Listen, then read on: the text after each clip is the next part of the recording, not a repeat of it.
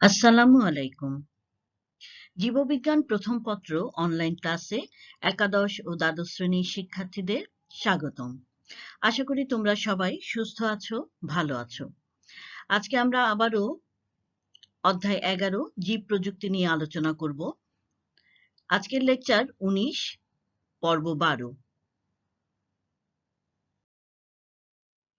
গত লেকচারে আমরা যে বিষয় নিয়ে আলোচনা করেছিলাম সেটা হয়তো তোমাদের মনে আছে, জীব প্রযুক্তির ব্যবহার, রিকম্বিনেন্ট ডিএনএ প্রযুক্তির প্রয়োগ। এক্ষেত্রে আমরা প্রধানত যে তথ্যগুলো তোমাদের সাথে শেয়ার করেছি সেটা ছিল কৃষিতে জীব প্রযুক্তির ব্যবহার এবং রিকম্বিনেন্ট ডিএনএ প্রযুক্তির প্রয়োগ।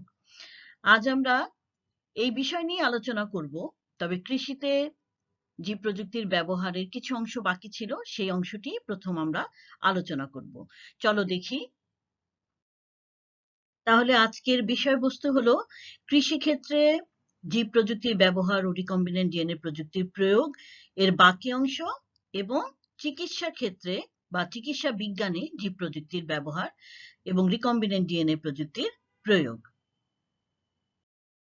আমরা জীববিজ্ঞান প্রথম পত্র পড়ার ক্ষেত্রে যে বইটি অনুসরণ করছি, অর্থাৎ ডক্টর আবুল হাসান স্যারের বইটি, সেই বইটিতে যেভাবে বিষয়গুলোকে ক্রমান্বয়ে সাজানো আছে, হ্যাঁ, সেভাবেই কিন্তু আমরা আগাচ্ছি, সেভাবেই আমরা তোমাদের সাথে আলোচনা চালিয়ে যাচ্ছি।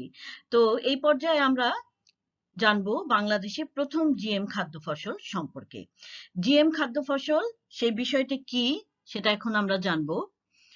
জিএম ফসল বা জিএম খাদ্য ফসল হচ্ছে জেনেটিক্যালি মডিফাইড ক্রপ। জিএম এর যে পূর্ণরূপ সেটা হলো জেনেটিক্যালি মডিফাইড, আর ফসল ক্রপ তোমরা জানো সবাই। তাহলে জিএম ফসল হলো জেনেটিক্যালি মডিফাইড ক্রপ। বিষয়টি সম্পর্কে আরেকটু ধারণা আমাদের দরকার। জেনেটিক মডিফিকেশনের মাধ্যমে বিভিন্ন ফসলের রোগবালাই প্রতিরোধ ক্ষমতা বৃদ্ধি করে যে ফসল উৎপাদন করা হয় তাকে জিএম ফসল বলে। তাহলে জিএম ফসল হচ্ছে সেই ফসলগুলোই যাদের মধ্যে আমরা কিছু মডিফিকেশনের মাধ্যমে রোগবালাই প্রতিরোধ ক্ষমতা সৃষ্টি করি। হ্যাঁ, জেনেটিক মডিফিকেশন এই ব্যাপারটা তোমরা জানো। আমরা জিন প্রযুক্তি এর মাধ্যমে জেনেটিক মডিফিকেশন বা জিনের কিছু পরিবর্তন আনি। হ্যাঁ, জিনের কিছু পরিবর্তন আনার মাধ্যমে বিভিন্ন ফসলের কিছু নতুন বৈশিষ্ট্য সংযোজন করি বা করা হয়, যেমন রোগবালাই প্রতিরোধ ক্ষমতা বৃদ্ধি, এটা একটা নতুন বৈশিষ্ট্য কোনো একটা উদ্ভিদে সংযোজন করা যেতে পারে, এবং এভাবে নতুন বৈশিষ্ট্য সংযোজনের মাধ্যমে যে ফসলটা উৎপন্ন হয় সেটাই হচ্ছে জিএম ফসল বা জেনেটিক্যালি মডিফাইড ক্রপ। এর উদাহরণ হিসাবে আমাদের বাংলাদেশের ক্ষেত্রে আমরা বলতে পারি বিটি বেগুনের কথা। বাংলাদেশে এরকম জেনেটিক্যালি মডিফাইড ক্রপের একটা গুরুত্বপূর্ণ উদাহরণই হচ্ছে বিটি বেগুন। পৃথিবী জুড়ে এখন প্রায় 30টি দেশ জিএম ফসল বা জেনেটিক্যালি মডিফাইড ক্রপ উৎপাদন করছে। গত 22শে জানুয়ারি 2014 সালে বাংলাদেশে প্রথম একটি জিএম খাদ্য ফসল চাষের জন্য সরকার অনুমোদন দিয়েছেন। সেই ফসলটাই হচ্ছে বিটি বেগুন। এর 4টি জাত নির্বাচিত কৃষকদের কাছে বিতরণ করা হয়েছে যেন তারা এটাকে ফলাতে পারেন, চাষ করতে পারেন, হ্যাঁ, এবং আমাদের মাঝে বিতরণ করতে পারেন। সেই বিটি বেগুন সম্পর্কে একটু জানি আমরা। বিটি বেগুন ব্যাসিলাস থিউরিঞ্জিয়েন্সিস নামক একটি সয়েল ব্যাকটেরিয়া আছে, সেখান থেকে ক্রিস্টাল প্রোটিন জিন, এটা একটা বিশেষ জিন যা কিনা ব্যাসিলাস থিউরিঞ্জিয়েন্সিস, তোমরা জানো যে বিটি যাকে আমরা বলি, এই একটা ব্যাকটেরিয়া, সেই ব্যাকটেরিয়ার মধ্যে একটা ক্রিস্টাল প্রোটিন জিন আছে। সেই জিনটাকে আমরা বেগুনের জিনোমে বা ক্রোমোজোমে অন্তর্ভুক্ত করে উৎপন্ন বেগুন একটা তৈরি করেছি বা একটা বেগুন তৈরি করা হয়েছে, সেটা নামই দেওয়া হয়েছে বিটি বেগুন। বিষয়টি আবার একটু সহজভাবে আমি বলি যে বিটি যে ব্যাকটেরিয়া, এটা একটা সয়েল ব্যাকটেরিয়া এবং এখানে একটা বিশেষ প্রোটিন আছে যার নাম হচ্ছে ক্রিস্টাল প্রোটিন জিন। একটি বিশেষ জিন হলো ক্রিস্টাল প্রোটিন জিন। এটাকে আমরা যদি বেগুনের জিনোমের মধ্যে নিতে পারি বা সংযোজন করতে পারি, সেই ক্ষেত্রে আমরা যে বেগুনটা পাবো সেটাকেই এখন বলা হচ্ছে বিটি বেগুন। এই বেগুনের বেশ কিছু বৈশিষ্ট্য আছে যা আমাদের জন্য খুবই গুরুত্বপূর্ণ এবং উপকারী। চলো দেখি। সাধারণ বেগুনের মতো এই বেগুনে পোকার আক্রমণ হবে না। আমরা জানি যে সাধারণ বেগুনে বিশেষ ধরনের কিছু পোকার আক্রমণ হয়। হ্যাঁ, এর ফলে কি হয়, কচি ডগা, ফল এগুলো ছিদ্র করে ফেলে এই পোকাগুলো। বেগুনের ফল এবং ডগাকে আহ ছিদ্র করে ফেলে, ফলে কি হয়, ফলনটা খুব ক্ষতিগ্রস্ত হয়। হ্যাঁ, অনেক বেগুন নষ্ট হয়ে যায়। পোকার আক্রমণ থেকে ফসল রক্ষা করার জন্য তখন কৃষকরা সিজনে প্রতি সিজনে 60 থেকে 180 বার পোকানাশক ঔষধ স্প্রে করে। এই স্প্রে করার কারণে এদের কিন্তু ব্যাপক ক্ষতি হয়। বিটি বেগুনে ওই পোকার আক্রমণটা হয় না এবং এর ফলে পোকানাশক ঔষধ স্প্রেও করতে হয় না। আর তোমরা বুঝতেই পারছো যে স্প্রে না করলে অনেক সুবিধা, আমরা সেই সম্পর্কেও জানবো। চলো দেখি। পোকানাশক স্প্রে করার ক্ষতিকর দিক। হ্যাঁ, পোকানাশক স্প্রে যদি আমরা করি তাহলে কি ক্ষতি হয়, এবং আমরা জানি যে বিটি বেগুনের ক্ষেত্রে পোকানাশক স্প্রে করতে হচ্ছে না, তাহলে সেই ক্ষতি কিন্তু আমাদের আর হবে না যদি আমরা বিটি বেগুন ব্যবহার করি। কেমন? চলো দেখি তাহলে বিষয়টি। এক্ষেত্রে পোকানাশক স্প্রে করলে যে ক্ষতিগুলো হয় সেগুলো প্রথম আমরা দেখি। বেগুনের সাথে ঔষধ মানুষের দেহে প্রবেশ করে, ফলে ক্যান্সারের মতো মারাত্মক রোগে আক্রান্ত হয়। অর্থাৎ মানুষ সহ অন্যান্য যদি কেউ, মানুষই সাধারণত খায় বেগুন, তাহলে সেই বেগুন যদি মানুষ খায় তাহলে তার দেহে সেই বেগুনের সাথে সেই ওষুধ ঢুকে প্রবেশ করে এবং ক্যান্সারের মতো মারাত্মক রোগে মানুষ তখন আক্রান্ত হয়। ফসলের জমি থেকে বৃষ্টির পানির সাথে পোকানাশক বিষ নিকটস্থ বা কাছের যে জলাশয়গুলো আছে সেখানে জমা হয় এবং জলজ উদ্ভিদ আর প্রাণী, বিশেষ করে মাছের উৎপাদন ব্যাপকভাবে হ্রাস পায়। তোমরা অনেক ছোটবেলা থেকে এই বিষয়টি জেনে এসেছো যে আমরা যখন ফসলের জমিতে কোনো কিছু দেই, বিশেষ করে কেমিক্যাল সার বা পোকানাশক কোনো বিষ ঔষধ স্প্রে করি বা যে কোনো ভাবেই দেই, তখন কিন্তু বৃষ্টির পানির সাথে সেই বিষ বা সেই ঔষধ বা সেই কেমিক্যাল গুলো যায় হচ্ছে জলাশয়, আশপাশে যে জলাশয়গুলো থাকে, যেমন পুকুর থাকতে পারে, ডোবা থাকতে পারে, নালা থাকতে পারে, সেগুলোতে যায় এবং জলজ উদ্ভিদ আর প্রাণী তখন ক্ষতিগ্রস্ত হয়। বিশেষ করে মাছের উৎপাদন ব্যাপকভাবে কি হবে, হ্রাস পাবে, কেননা এই বিষে তারা মারা যাবে বা রোগাক্রান্ত হয়ে যাবে। মাটি ও পরিবেশ বিষাক্ত হবে। আশপাশের মাটি এবং ওই জমির মাটি অবশ্যই বিষাক্ত হয়ে যাবে এবং পরিবেশও বিষাক্ত হবে একই সাথে, যেহেতু পানিও বিষাক্ত হচ্ছে। কৃষকের হাজার টাকার ওষুধ কিনতে হয় এই স্প্রে করার জন্য। কৃষককে অনেক বেশি খরচ করতে হয়, বহু সময়ও নষ্ট করতে হয়, কেননা আমি বলেছি যে এক সিজনে 60 থেকে 180 বার পোকানাশক ঔষধ স্প্রে করতে হয়। সেক্ষেত্রে অনেক সময়ও নষ্ট হয়, আবার অনেক টাকাও ক্ষতি হয়, খরচ বেশি হয়। ঔষধ স্প্রেকারীও একসময় এই বিষ দ্বারা আক্রান্ত হয়ে যায়। যেহেতু স্প্রে করছে, তাহলে ওই বিষ কিন্তু যে কোনো ভাবেই আমাদের শরীরে কিন্তু যাবে, তাই না? যতই মুখ ঢেকে নেক, হ্যাঁ, বা ব্যবস্থা নেক, আর আমাদের কৃষকেরা অত নিজেদের ব্যাপারে অত কিন্তু কি বলবো, যে ওরা কিন্তু নিজের ব্যাপারে অত সচেতন না। তাহলে সেই ক্ষেত্রে খুব সহজেই কিন্তু এই বিষ দ্বারা তারা আক্রান্ত হবে এবং দেহের খুব বেশি ক্ষতি হয়ে যাবে।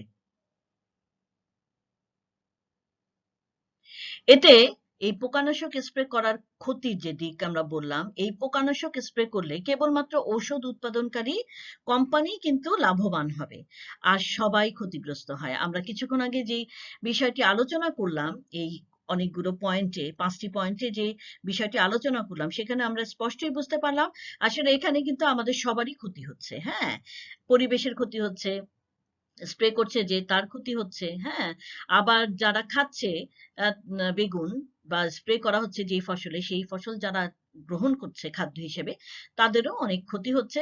শুধুমাত্র লাভ হচ্ছে কার? ঔষধ কোম্পানিগুলোর, ঔষধ প্রস্তুতকারী কোম্পানিগুলোর। সুতরাং এই বিষয়ে কিন্তু আমাদেরকে সজাগ দৃষ্টি রাখতে হবে, এই স্প্রে থেকে আমাদেরকে দূরে থাকতে হবে এবং আমাদের যে চাষিরা আছেন তাদেরকেও এই ব্যাপারে জ্ঞান দিতে হবে। বিটি বেগুন চাষের সুফল। বিটিকে যেহেতু জেনেটিক্যালি মডিফাইড বেগুন, যেহেতু এটা অনেক কষ্টসাধ্য একটা ফসল, সুতরাং এইটি চাষ করলে অবশ্যই আমরা বেশ কিছু সুফল পাবো, বা এটি চাষ করলে চাষিরা অনেক লাভবান হবেন। আমাদের বইয়ে লাভবান হিসেবে কি লাভ হবে এভাবেই দেওয়া আছে। তোমরা দেখবে আমাদের হাসান স্যারের বইটা একটু খেয়াল করে দেখলেই ওখানে একেবারে বড় বড় করে বোল্ড করে দেওয়া আছে বিটি বেগুন চাষ করলে কি লাভ হবে। আমরা একটু দেখি যে এর সুফল বা লাভটা কি। পোকানাশক ঔষধ কিনতে হবে না, যেহেতু আমরা স্প্রে করতে হবে না বিটি বেগুন চাষের ক্ষেত্রে, যেহেতু পোকার আক্রমণ এখানে হবে না, বা হলেও এই গাছগুলো ক্ষতিগ্রস্ত হবে না, সুতরাং পোকানাশক ঔষধ কিনতে হবে না, স্প্রে করতে হবে না, ফলে উৎপাদন খরচ কম হবে। কেননা এখানে পোকানাশক ওষুধ কিনতে কোনো টাকা খরচ হচ্ছে না, ফলে পুরো উৎপাদনে বেগুন উৎপাদনে যে আগে খরচ হতো সেটা চাইতে কম খরচে আমরা বিটি বেগুন উৎপাদন করতে পারবো। আমরা যারা বেগুন খাই তারাও ওই বিষ দ্বারা বিষক্রিয়ায় আক্রান্ত হব না এবং ক্যান্সারের ঝুঁকি থেকে বেঁচে থাকবো, কেননা স্প্রে করা না লাগলে স্প্রের যে বিষ সেটা দ্বারা আমরা আক্রান্ত না হলে ক্যান্সারের ঝুঁকি থেকে আমরা সহজেই বাঁচতে পারবো। মাটি ও পরিবেশ বিষমুক্ত থাকবে, অর্থাৎ মাটি ও পরিবেশ দূষণ মুক্ত থাকবে, আশেপাশের জলাশয় বিষমুক্ত থাকবে এবং জলজ পরিবেশের স্বাভাবিক যে উৎপাদন প্রক্রিয়া সেটা অব্যাহত থাকবে। অর্থাৎ আমরা কিছুক্ষণ আগেই বলেছি জলজ পরিবেশে যে উদ্ভিদ এবং প্রাণীগুলো জন্মায় সেগুলো আর ক্ষতিগ্রস্ত হবে না, ফলে মাছের উৎপাদন বলো বা জলাশয়ে যেই সকল উদ্ভিদ এবং প্রাণী উৎপাদন করা হয় সেগুলোর প্রক্রিয়া অব্যাহত থাকবে, উৎপাদন প্রক্রিয়া। উৎপাদন বাড়বে, এর ফলে উৎপাদন বেড়ে যাবে, সুতরাং সবকিছু আমাদের দিকে, হ্যাঁ, আমাদের অনুকূলে। সুতরাং বিটি বেগুন চাষ করলে কৃষকেরা লাভবান হবেন এবং এই চাষের সুফল অনেক বেশি। জিএম ফসলের প্রভাব। জিএম ফসল বা জেনেটিক্যালি মডিফাইড ফসলের প্রভাব সম্পর্কে আমরা অনেকেই সন্দিহান। অনেকেই মনে করি যে জিএম ফসল আমাদের শরীরের জন্য ক্ষতিকর। এই বিষয়ে পরিবেশবিদগণ কিন্তু সবসময়ই এর ক্ষতির দিকটাই তুলে ধরেন, বিরোধিতা করেন জিএম ফসলের, যদিও তাদের কাছে কোনো বৈজ্ঞানিক প্রমাণ নাই। আমরা জানি প্রতিটি জিনই একটা নির্দিষ্ট প্রোটিন তৈরি করে এবং ওই প্রোটিন ওই জিনের বৈশিষ্ট্যকে প্রকাশ করে। হ্যাঁ, কাজেই এই যে ক্রিস্টাল জিন, বিটিতে যে ক্রিস্টাল জিনকে দেওয়া হয়েছে, এই জিনটা যদি ক্ষতিকর না হয় সেক্ষেত্রে কিন্তু আমরা ক্ষতির সম্মুখীন হব না। আমরা দেখি বিষয়টা একটু। বিটি বেগুনে অবস্থিত ক্রিস্টাল প্রোটিন জিন বা বিটি জিন যেটাকে আমরা বলছি, সেটা বিশেষ পোকার জন্য বিষাক্ত, অর্থাৎ যেই পোকাটা বেগুন গাছকে আক্রমণ করত এবং ক্ষতি করত সেই পোকার জন্যই শুধুমাত্র বিটি বেগুন হলো বিষাক্ত। হ্যাঁ, কিন্তু মানুষের জন্য কিন্তু এটা বিষাক্ত না। পৃথিবীর প্রায় 10টিরও বেশি উন্নত দেশের গবেষণাগারে বিভিন্ন প্রাণীর উপর গবেষণায় দেখা গেছে যে এর কোনো বা এই যে ক্রিস্টাল জিন, হ্যাঁ, এটার কোনো ক্ষতিকর প্রভাব নাই। তাহলে যারা খাবে বেগুনটাকে তাদের উপর কোনো ক্ষতিকর প্রভাব থাকবে না, কিন্তু যে পোকার বিরুদ্ধে সেটা কাজ করবে সেই পোকার জন্য সেটা বিষাক্ত। মানুষ বা অন্যান্য কোনো প্রাণীর ক্ষেত্রে সেটা প্রযোজ্য না, বা অন্য কোনো প্রাণী সেটা কোনো ক্ষতি করবে না। হ্যাঁ, আর গবেষণাগারে আসলে মাছ, মুরগি, ছাগল, খরগোশ, ইঁদুর ইত্যাদি প্রাণীর উপর এই গবেষণাটা করা হয়েছে, কোনো ক্ষতিকর প্রভাব লক্ষ্য করা যায়নি। সুতরাং খুব নির্দ্বিধায় আমরা এই ফসলটাকে বা এই বেগুনটাকে খেতে পারি। কাজে আমরা দ্বিধাহীনভাবে বিটি বেগুন খেতে পারবো। এই সম্পর্কে আমাদের যে ধারণা, হ্যাঁ, নেগেটিভ যে ধারণা ছিল সেটা সবার থেকেই সবাইকেই এটা আসলে পজিটিভলি নিতে হবে। নেগেটিভ ধারণা খামোখা করে থাকা যাবে না এবং এই ধরনের ফসল থেকে আমরা দূরে সরে যাব না। আমরা এই ধরনের ফসলকে গ্রহণ করব, কিনবো এবং খাবো। হ্যাঁ, এবং যাদের এই নেগেটিভ ধারণা আছে তাদেরকেও এই ব্যাপারটা আমরা আমাদের দায়িত্বের মধ্যেই পড়ে যে বুঝিয়ে বলা এবং তাদেরকেও এই পথে নিয়ে আসা, আমাদের পথে, যে এই ফসলটা আমরা খেতে পারি। কেমন?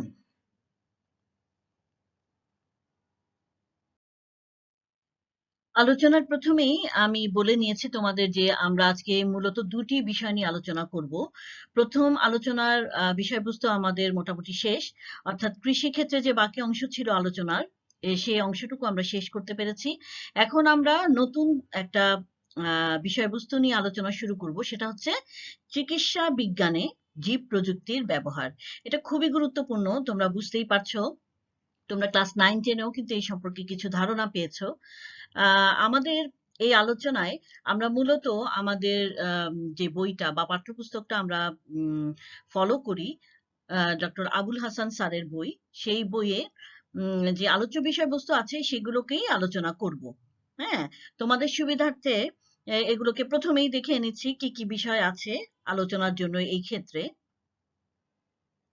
প্রথমে আছে ইনসুলিন উৎপাদন। হ্যাঁ, ইনসুলিন উৎপাদন।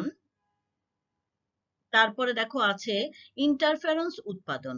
হ্যাঁ, এগুলো সবই চিকিৎসা বিজ্ঞানে জীব প্রযুক্তির ব্যবহার। এবং 3 নম্বরে আছে টিস্যু প্লাজমিনোজেন অ্যাক্টিভেটর উৎপাদন। 4 নম্বরে আছে ইরিথ্রোপয়েটিন তৈরি জিন থেরাপি। এই বিষয়গুলোই মূলত চিকিৎসা বিজ্ঞানের জীব প্রযুক্তির যে অবদান সেগুলোকে প্রতিফলিত করে। এছাড়াও তোমাদের জন্য কিছু কিছু বিষয় আমি বলতে চাই, সেটা জানতে হবে তোমাদেরকে, যে বিভিন্ন ধরনের যে টিকা, হরমোন, অ্যান্টিবডি, অ্যান্টিজেন, এগুলো তৈরিতে যেমন জীব প্রযুক্তির অবদান আছে, রোগ শনাক্তকরণেও কিন্তু জীব প্রযুক্তির অবদান অস্বীকার আমরা করতে পারবো না। সুস্থ সবল শিশুকে জন্মদানের ক্ষেত্রে এর অবদান আছে। এছাড়া আমরা জানি যে জিনের যে ভ্রম হয় বা জিনের এরর যে থাকে বা কোনো সমস্যা থাকে, সেই কারণেই কিন্তু রোগ সৃষ্টি হয়। এবং রিকম্বিনেন্ট ডিএনএ প্রযুক্তির মাধ্যমে এই এই ব্যাপারটাকেও কিন্তু আমরা রিকভার করতে পারি। কেমন, আমরা এই সমস্যারও সমাধান করতে পারবো। তো আমরা এই আলোচনায় এই বিষয়বস্তুগুলোকেই উপস্থাপন করব, তোমরা মনোযোগ সহকারে দেখবেন। প্রথমেই আমরা ইনসুলিন উৎপাদন সম্পর্কে কিছু তথ্য জানব। বর্তমানে মানুষের ইনসুলিন উৎপাদনকারী জিন ইকোলাই ব্যাকটেরিয়াতে প্রবেশ বা স্থানান্তর করিয়ে ব্যাপক হারে ইনসুলিন উৎপাদন করা হচ্ছে। এই যে ইনসুলিন উৎপাদনকারী জিনকে ইকোলাই এর মধ্যে প্রবেশ করানো, এই বিষয়টি তো তোমরা বুঝতেই পারছো, এটা হচ্ছে জিন প্রকৌশল বা আমরা রিকম্বিনেন্ট ডিএনএ প্রযুক্তির মাধ্যমে করে থাকি।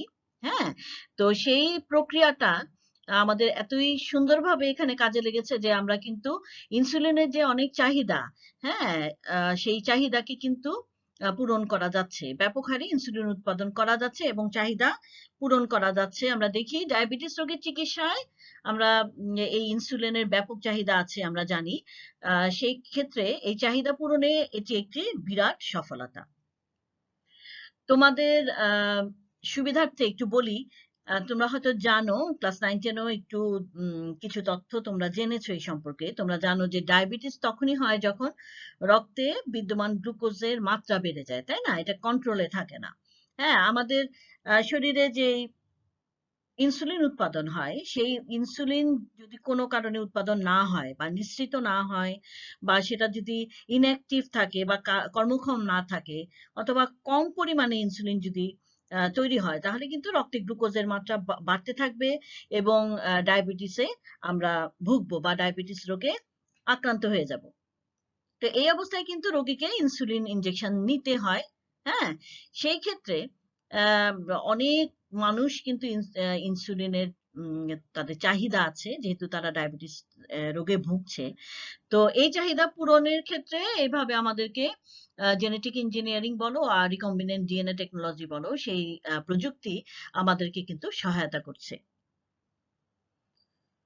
জিন প্রকৌশল তথা জীব প্রযুক্তির মাধ্যমে মানব ইনসুলিন উৎপাদন কৌশল আবিষ্কার করেন আমেরিকার এলি লিলি অ্যান্ড কোম্পানি 1982 সালে। এটি প্রথম বাজারজাত করা হয় হিউমুলিন নামে।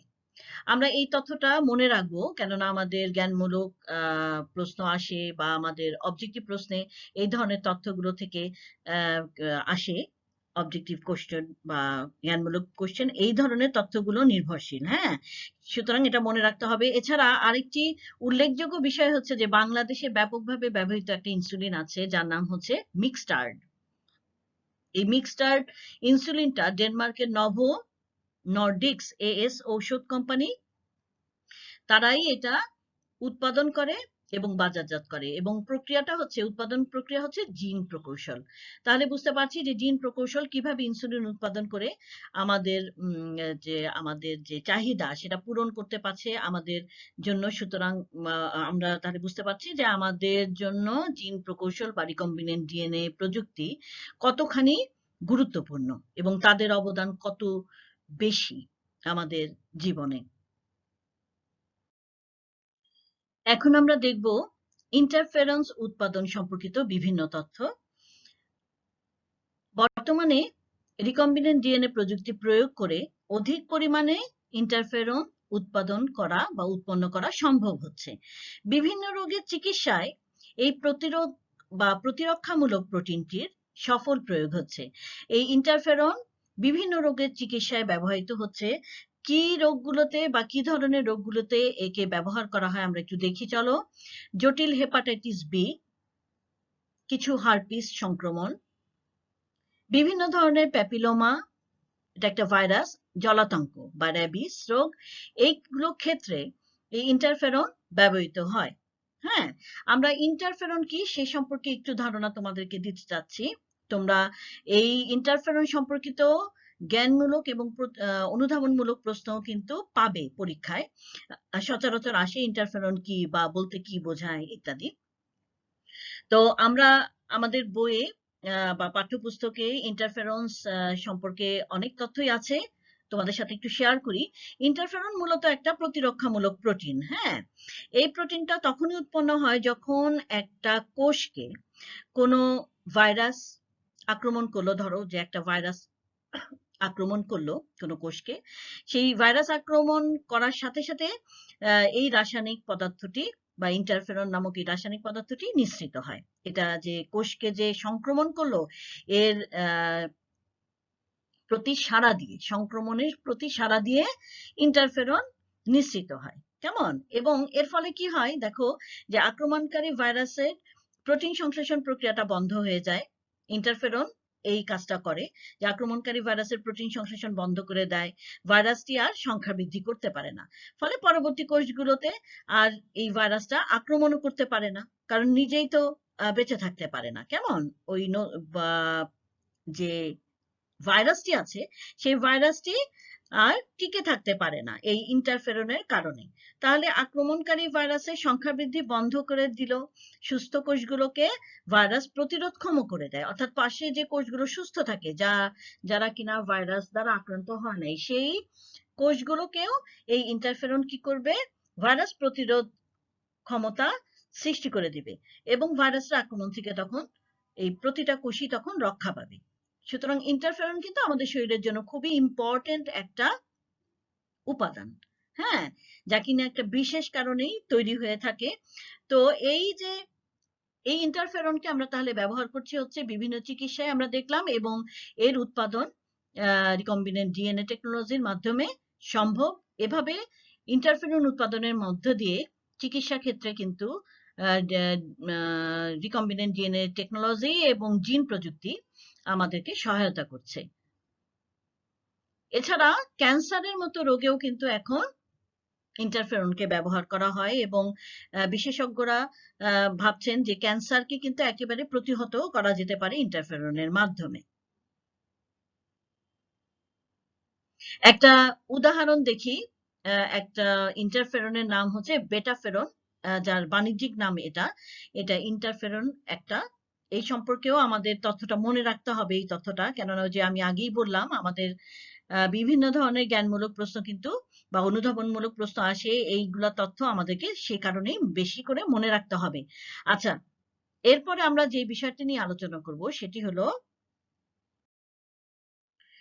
টিস্যু প্লাজমিনোজেন অ্যাক্টিভেটর উৎপাদন।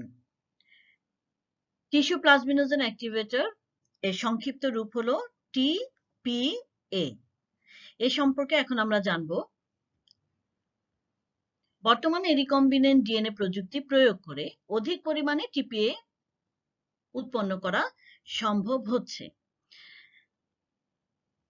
এই টিপিএ আমাদেরকে বিশেষভাবে সহায়তা করে থাকে একটা বিশেষ ক্ষেত্রে, সে সম্পর্কে একটু জানবো এখন আমরা। টিপিএ মানুষের রক্তে স্বাভাবিকভাবে অবস্থিত কিছু নিষ্ক্রিয় প্লাজমিনোজমকে সক্রিয় হতে সহায়তা করে। আমাদের দেহে স্বাভাবিকভাবে কিছু নিষ্ক্রিয় প্লাজমিনোজেন থাকে। হ্যাঁ, এই প্লাজমিনোজেনকে সক্রিয় করা হচ্ছে টিপিএর কাজ। প্লাজমিনোজেন যখন সক্রিয় হয়, হ্যাঁ, তখন একটা বিশেষ কাজ করতে পারে। এরা রক্তকে, জমাট বাঁধা রক্তকে তরল করতে পারে। কেমন? প্লাজমিনোজেনের কাজ হচ্ছে জমাট রক্তকে তরল করা। হ্যাঁ, এই তরল রক্ত আমাদের জন্য খুবই উপযোগী, আমাদের সুস্থতার জন্য খুবই প্রয়োজন। হ্যাঁ, কোনো কারণে রক্ত জমাট বাঁধলে সেটা কিন্তু আমাদের জন্য খুবই হানিকর, আমাদের অনেক ক্ষতি হয় এর ফলে, স্ট্রোক হয়, হার্ট অ্যাটাক হয়। তো আমরা এইটা চাবো না যে আমাদের শরীরে রক্ত জমাট বেঁধে থাকুক কোনো জায়গাতেই। তো সেই ক্ষেত্রে এই নিষ্ক্রিয় প্লাজমিনোজেন যদি কোনোভাবে সক্রিয় হয়, সেক্ষেত্রে আমাদের শরীরে যে রক্তনালীতে রক্ত জমাট বাঁধে, সেটাকে প্লাজমিনোজেন কি করবে? সক্রিয় হয়ে উঠলে সেই রক্তটাকে জমাট বাঁধা ছাড়িয়ে তরল করে দেবে। ফলে রক্তনালীতে রক্ত জমাট বেঁধে যে কেউ যদি স্ট্রোক করে অথবা কারো যদি হার্ট অ্যাটাক হয়, তাহলে সক্রিয় প্লাজমিনোজেন যেহেতু জমাট বাঁধা রক্তকে তরল করতে পারে, তাহলে তরল করে ফেললে সেই রোগীটা সুস্থ হয়ে যাবে। এটা আমাদের জন্য খুব ইম্পর্টেন্ট একটা উপকরণ বা উপাদান আমি বলবো, যে টিপিএ বা টিস্যু প্লাজমিনোজেন অ্যাক্টিভেটর যেটা, সেটার উৎপাদন আমাদেরকে কিন্তু খুব বেশি সহায়তা করবে সুস্থ থাকার ক্ষেত্রে। যাদের রক্ত জমাট বাঁধার প্রবণতা আছে বা যাদের রক্ত জমাট বাঁধে বিভিন্ন কারণে রক্তনালীর মধ্যে, সেইটাকে তরল করার ক্ষেত্রে এটা আমাদেরকে খুব বেশি সহায়তা করবে। এবং আমরা কিন্তু এই বড় ধরনের সমস্যা বা বড় ধরনের যে রোগগুলো আমরা বললাম, যে হার্ট অ্যাটাক, স্ট্রোক, এগুলো থেকে আমাদেরকে কিন্তু মুক্ত রাখবে। আমাদেরকে সেই পর্যন্ত যেতে না দিতে গেলেও কিন্তু এই টিপি আমাদের জন্য উপযুক্ত। এবং যদি কোনো কারণে স্ট্রোক হয়েই যায় বা হার্ট অ্যাটাক হয়, সেই ক্ষেত্রেও কিন্তু টিপিএ ব্যবহার করে রোগী সুস্থ করা সম্ভব।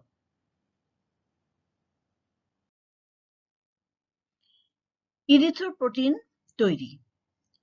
ইরিথ্রোপোয়েটিন ইপিও তৈরির ক্ষেত্রে বিশেষ অবদান রাখে এই জেনেটিক ইঞ্জিনিয়ারিং বা জীব প্রযুক্তি। বর্তমানে রিকম্বিনেন্ট ডিএনএ প্রযুক্তি প্রয়োগ করে অধিক পরিমাণে ইপিও উৎপন্ন করা সম্ভব হচ্ছে। হ্যাঁ, ইপিও উৎপাদন করা সম্ভব হচ্ছে রিকম্বিনেন্ট ডিএনএ প্রযুক্তি প্রয়োগ করে। এই ইপিও আমাদেরকে আমাদের জন্য খুব গুরুত্বপূর্ণ। মানুষের কিডনিতে এই ইপিও উৎপন্ন হয়। হ্যাঁ, এই হরমোনটি, এটাকে ইপিও একটা হরমোন, এবং এই হরমোনটি আমাদের কিডনিতে উৎপন্ন হয় এবং লোহিত রক্ত কণিকা তৈরিতে সহায়তা করে।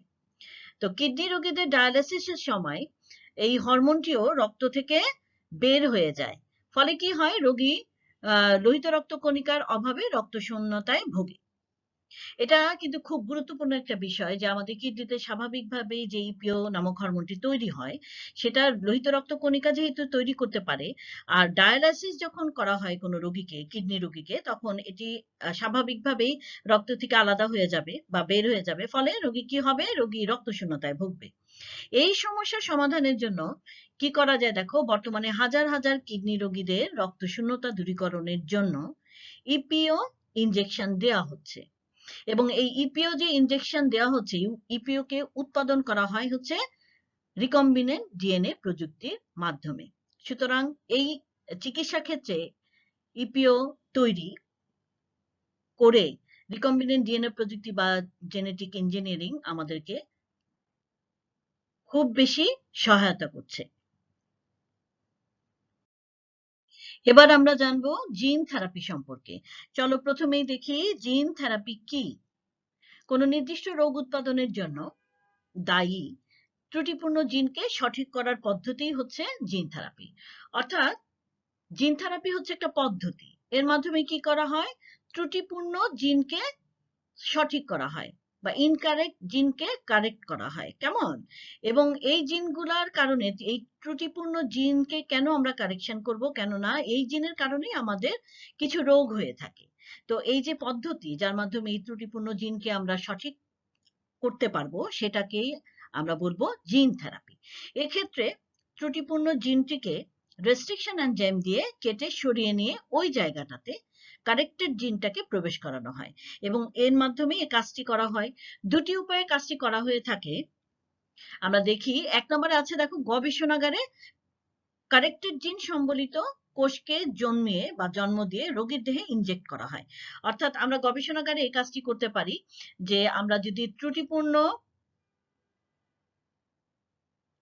জিনের জায়গায় মনে করো যে কারেক্টেড জিন সম্বলিত কোষকে যদি আমরা কোনোভাবে জন্মাতে পারি বা সঠিক জিন সম্বলিত কোষ যদি আমরা তৈরি করতে পারি, তাহলে রোগীর দেহে সেটা ইনজেক্ট করতে পারি, এবং ইনজেক্ট করলে কিন্তু আমাদের এইভাবেও জিন থেরাপি করা যেতে পারে। আর 2 নম্বরে আছে দেখো, একটি বাহকের মাধ্যমে করা যায়, হ্যাঁ, বা ভেক্টরকে ব্যবহার করে জিন থেরাপি করা হয়ে থাকে অনেক ক্ষেত্রে। সেটা কিভাবে করা হয় একটু দেখি শর্টকাট ভাবে। এই কারেক্টেড জিন সম্বলিত ভাইরাস তৈরি করা হয় প্রথমে। হ্যাঁ, কারেক্টেড জিন বা সঠিক জিন দিয়ে একটা ভাইরাস তৈরি করা হয়, মানে ভাইরাসটাকে পরিবর্তিত করে একটা বিশেষ ধরনের ভাইরাস তৈরি করা হচ্ছে, এবং পরে এটাকে মানুষের টার্গেট কোষে প্রবেশ করানো হয়। হ্যাঁ, টার্গেট কোষে যদি প্রবেশ করানো যায়, তবে টার্গেট কোষে কারেক্টেড ডিএনএটা সংযোজিত হয়ে যাবে। আমি আবার বলছি যে কোনো একটা ভাইরাসকে যদি পরিবর্তিত করে তৈরি করি, যে কারেক্টেড জিন সেটার মধ্যে আছে যেটা আমাদের দরকার, সেই জিন সংবলিত ভাইরাসকে যদি মানুষের টার্গেট কোষে, অর্থাৎ আমরা যেই কোষটাকে সঠিক করতে চাচ্ছি, সুস্থ করতে চাচ্ছি, সেই টার্গেট কোষে যদি আমরা ভাইরাসটাকে প্রবেশ করাতে পারি, ভাইরাসটা একটা ভেক্টর, এটাকে প্রবেশ করাতে পারি, তাহলে টার্গেট কোষে কি হবে, কারেক্টেড ডিএনএ বা কারেক্টেড জিন যেটাই বলো না কেন সেটা সংযোজিত হবে। অর্থাৎ যেটা ইনকারেক্ট জিন ছিল সেটা কারেকশন হয়ে যাবে এই সংযোজনের ফলে। ফলে ওই কোষটা রোগমুক্ত হয়ে যাবে। হ্যাঁ, কোষটা রোগাক্রান্ত ছিল কেন? কারণ সেখানে ইনকারেক্ট বা ত্রুটিপূর্ণ জিন ছিল। সেই জিনের বদলে যদি আমরা এভাবে করে সঠিক জিনটাকে ঢুকিয়ে দেই, তাহলে সেই কোষটা রোগমুক্ত হবে, ফলে সেই রোগী সুস্থ হয়ে যাবে। এভাবেও কিন্তু জিন থেরাপি করা হয়ে থাকে। জিন থেরাপি থেকে তোমাদের প্রায়শই প্রশ্ন আসে, জিন থেরাপি কি ব্যাখ্যা করো, অথবা জিন থেরাপি বলতে কি বোঝায় ইত্যাদি, এভাবে আসে প্রশ্ন। এটা ভালো মতো পড়বে তোমরা। আচ্ছা, আমাদের 5টা পয়েন্টেই কিন্তু আলোচনা করার কথা ছিল, সেটা আমরা করে ফেললাম। তবে তোমাদেরকে আমরা বলি, তোমাদের সুবিধার জন্যই কিন্তু খুব ছোট করে আমি এই উপস্থাপনটা করেছি।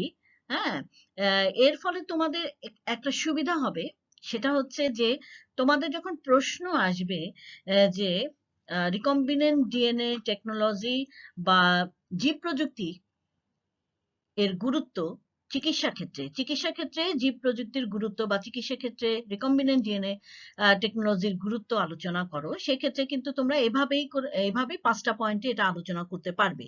কিন্তু আমাদের পাঠ্যপুস্তক যেটা আমরা ফলো করি, বারবার বলছি, সেই বইয়ে কিন্তু অনেক বিস্তারিত ভাবে দেওয়া আছে। হ্যাঁ, সেই বিস্তারিত ভাবে যে দেওয়া আছে, সে পুরাটা তো আর দেওয়া সম্ভব না প্রশ্ন উত্তর হিসেবে। সেই জন্য এইভাবে তোমরা উপস্থাপন করতে পারো, প্রশ্ন উত্তর হিসেবে এভাবে দিতে পারো। আর বাকি যে ইনফরমেশন গুলো আছে সেটা আমি মোটামুটি কিছুটা বলেছি তোমাদেরকে, আর বাকিটা তোমরা অবশ্যই বইটা দেখে, অনেক জানার বিষয় আছে সেগুলো একটু ভালো মতো জানবে, ওখান থেকে জ্ঞান অনুধাবনের অনেক প্রশ্ন এসে থাকে।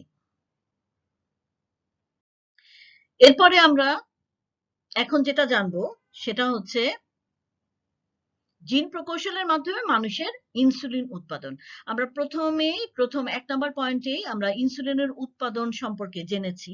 হ্যাঁ, সেই পয়েন্টের অধীনেই বা তার মধ্যেই কিন্তু ইনসুলিন উৎপাদন কিভাবে হয় সেটা আছে। কিন্তু আমরা প্রশ্ন হিসেবে যখন পাই, তখন কিন্তু একেবারে ব্যাখ্যামূলক ভাবে এটাকে উপস্থাপন করতে হয়, আলাদাভাবে প্রশ্ন আসে, অনুধাবন না।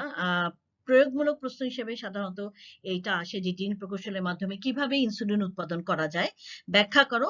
সেই প্রশ্নের উত্তরটা আমরা কিন্তু এভাবে দিব, যেটা এখন আমরা আলোচনা করব। চলো দেখি। একটি চিত্র আমরা আমাদের সামনে দেখতে পাচ্ছি। এই চিত্রটার মাধ্যমেই আমরা আসলে পুরো বিষয়টি উপস্থাপন করতে পারবো। তোমরা আমাদের বইটা একটু দেখবে। এই বইয়ের মধ্যে কিন্তু একেবারে পয়েন্ট করে খুব সুন্দরভাবে কিভাবে উৎপাদন করা যায় ইনসুলিন, সেটাকে দেয়া আছে। হ্যাঁ, আমি এখানে আর ব্যাখ্যামূলক উপস্থাপনটা দিলাম না, শুধু চিত্র দেখে তোমাদেরকে আমি বিষয়টি বুঝিয়ে দিচ্ছি। এটা তোমরা বুঝবা খুব সহজেই, কেননা আমরা রিকম্বিনেন্ট ডিএনএ টেকনোলজি বা রিকম্বিনেন্ট ডিএনএ কিভাবে তৈরি করা হয় সেটা পড়েছিলাম এবং যেভাবে সেটা তৈরি করা হয় সেম একইভাবে কিন্তু রিকম্বিনেন্ট ডিএনএ তৈরি করার মাধ্যমেই কিন্তু ইনসুলিন তৈরি করা হয়। কেমন? সেইটাকেই কিছুটা পরিবর্তন ইনসুলিন এর ক্ষেত্রে শুধুমাত্র নামের পরিবর্তন করে আমরা এটাকে ব্যাখ্যা করব। একটু দেখি আমরা বিষয়টা। হ্যাঁ, আচ্ছা, আরেকটা চিত্র দেখি। আগে আমরা রিকম্বিনেন্ট ডিএনএ টেকনোলজি বা রিকম্বিনেন্ট ডিএনএ কিভাবে তৈরি করা হয় সেটা যেভাবে পড়েছিলাম, আমাদের ডান দিকে যেই চিত্রটা আছে, দেখো আমাদের পয়েন্টার যেটাকে দেখাচ্ছে, এভাবে আমরা পড়েছিলাম যে প্রাণী কোষ থেকে একটা কাঙ্ক্ষিত জিন নেওয়া হয়। হ্যাঁ, এবং ইকোলাই ব্যাকটেরিয়ার প্লাজমিডকে নিয়ে আমরা এই দুটাকে সংযোজন করি এবং রিকম্বিনেন্ট ডিএনএ তৈরি হয়। রিকম্বিনেন্ট ডিএনএ তৈরি হওয়ার পর সেটাকে আমরা ট্রান্সফরমেশন প্রক্রিয়ায় একটা ব্যাকটেরিয়ামের মধ্যে প্রবেশ করে এবং পরবর্তীতে এটাকে ক্লোন করা হয় এবং এটার প্রত্যেকটার মধ্যে আমরা সেই কাঙ্ক্ষিত জিনটাকে পাই এবং এই জিনটাই সেই জিন যেটাকে আমরা কাজে লাগাবো পরবর্তীতে। তো আমরা এখন সেম একইভাবে রিকম্বিনেন্ট ডিএনএ তৈরি করব, কিন্তু বিষয়টা একটু নির্দিষ্ট যে আমরা কি তৈরির জন্য বা কোন কাঙ্ক্ষিত জিনটা নিচ্ছি এটা এখানে বলে দেওয়া হবে। আমরা এখানে দেখি মানুষের অগ্নাশয় থেকে আইলেটস অফ ল্যাঙ্গারহ্যান্স কোষ সংগ্রহ করব, কেননা এই আইলেটস অফ ল্যাঙ্গারহ্যান্স কোষের মধ্য থেকেই কিন্তু আমরা ইনসুলিন উৎপাদনকারী জিন পাবো। কেমন? সেই জিনটাকে আমরা রেস্ট্রিকশন এনজাইমের সাহায্যে মানুষের ডিএনএ থেকে ইনসুলিন উৎপাদনকারী জিনটাকে আমরা কেটে নিব। কেমন? এই প্রথম কথা যে আমরা কেটে নিলাম। এরপরে মানুষের অন্ত্র থেকে ইকোলাই ব্যাকটেরিয়া সংগ্রহ করে সেই তার মধ্যে যে প্লাজমিডটা আছে সেই প্লাজমিড রেস্ট্রিকশন এনজাইমের সাহায্যে ইনসুলিন জিন এর মতো প্লাজমিডের নির্দিষ্ট অংশ কর্তন করব। অর্থাৎ একটা নির্দিষ্ট অংশ প্লাজমিডের কেটে ফেলবো যেখানে কিনা আমরা কি করতে পারবো, আমরা আমাদের কাঙ্ক্ষিত জিনটাকে সংযোজন করতে পারবো। আমরা এই বিষয়টা কিন্তু আগেও জেনেছি। কেমন? আচ্ছা, এরপরে কি করছি দেখো, লাইগেজ এনজাইম দিয়ে আমরা ব্যাকটেরিয়ার প্লাজমিড ডিএনএ এবং মানুষের ইনসুলিন উৎপাদনকারী জিন যেটা আমাদের কাঙ্ক্ষিত জিন বা ডিএনএ সেটাকে জোড়া লাগানো হচ্ছে। দেখো এখানে জোড়া লাগানো হচ্ছে, কাঙ্ক্ষিত জিন হচ্ছে সাদাটা আর কালো অংশটা হচ্ছে আমাদের প্লাজমিডের অংশটা, প্লাজমিড ডিএনএর অংশটা। এই দুইটা যখন একসাথে হয়ে যায় ইনসুলিন উৎপাদনকারী অংশটাকে আমরা দেখতে পাচ্ছি, প্লাজমিড ডিএনএর অংশটাকেও আমরা কালো হিসেবে দেখতে পাচ্ছি। তৈরি হলো রিকম্বিনেন্ট ডিএনএ। এরপরে ট্রান্সফরমেশন প্রক্রিয়ায় ইকোলাই ব্যাকটেরিয়ামের ভেতর আমরা রিকম্বিনেন্ট ডিএনএ যেটা তৈরি হলো সেটাকে প্রবেশ করিয়ে দিলাম। হ্যাঁ, প্রবেশ করানোর পরে এটাই হলো সেই ব্যাকটেরিয়ামটা যেটা কিনা পোষক। হ্যাঁ, যেটা এটার মধ্যে আমরা কাঙ্ক্ষিত জিন সহ রিকম্বিনেন্ট ডিএনএটাকে দিয়ে দিলাম।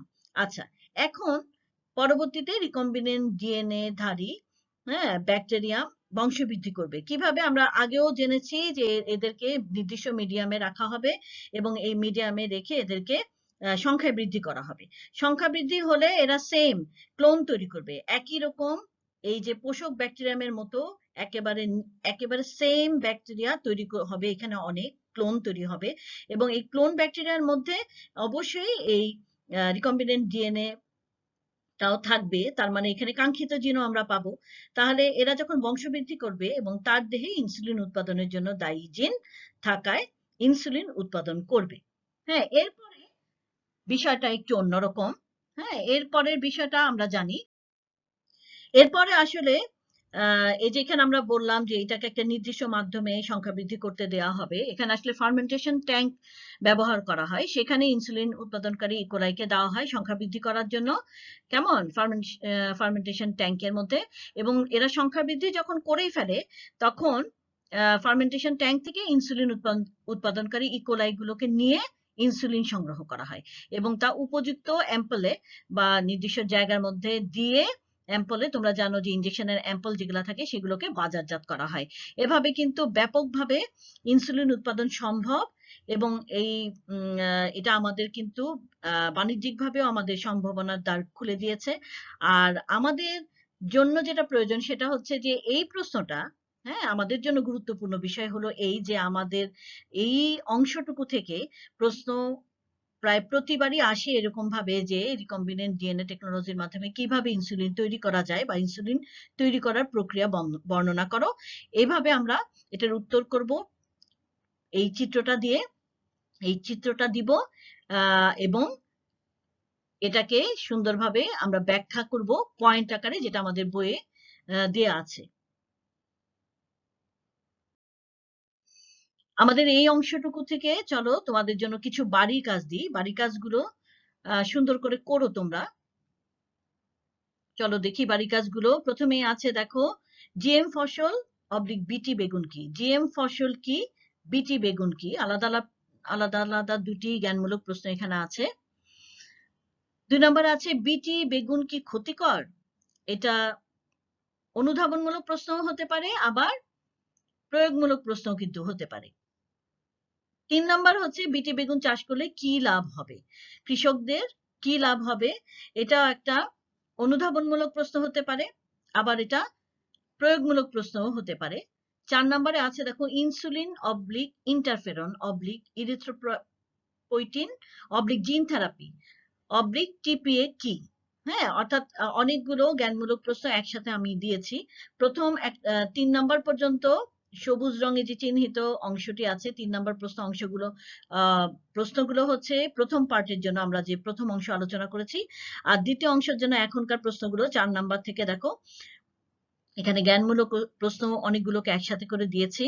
5 নম্বরে আছে জিন প্রকৌশলের মাধ্যমে মানুষের ইনসুলিন উৎপাদন প্রক্রিয়া ব্যাখ্যা করো। এটা একটা প্রয়োগমূলক প্রশ্ন, এটা খুবই ইম্পর্টেন্ট আমাদের জন্য এই প্রশ্নের উত্তরটা।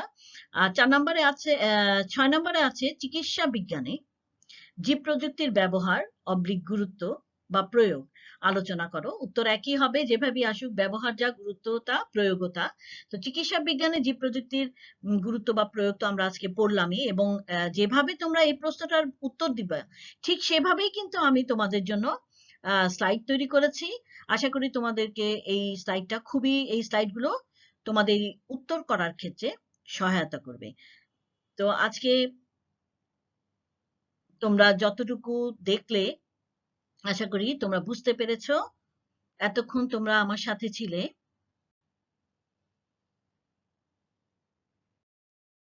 এই জন্য তোমাদেরকে অসংখ্য অসংখ্য ধন্যবাদ। আল্লাহ হাফেজ।